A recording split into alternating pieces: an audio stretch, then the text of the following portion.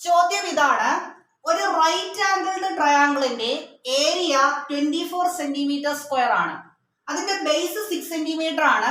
മറ്റ് രണ്ട് സൈഡുകൾ 3x - 1ഉം 3x + 1ഉം ആണ്.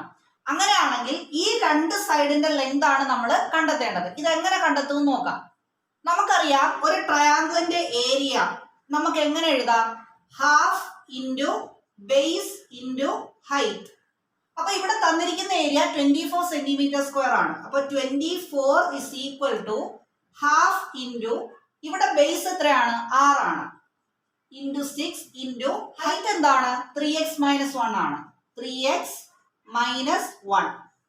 ഈ 2 ഇങ്ങോട്ട് ഞാൻ ക്രോസ് ചെയ്യുവാണ്. അപ്പൊ 2 × 24 48. 48 ഇസ് ഈക്വൽ ടു 6 × 3x-നെ 18x എന്ന് എഴുതാം.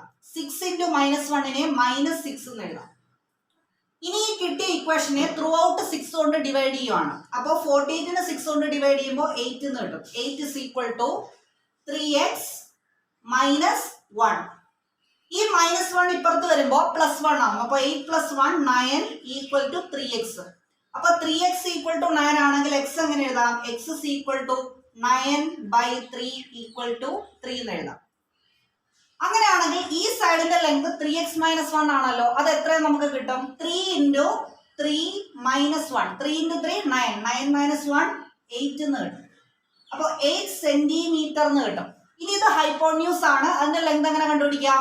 3 × 3 + 1. 3 × 3 9 ആണ്. 9 + 1 10 സെന്റിമീറ്റർ. അപ്പൊ ഈ സൈഡ് 10 സെന്റിമീറ്റർ, ഈ സൈഡ് 8 സെന്റിമീറ്റർ.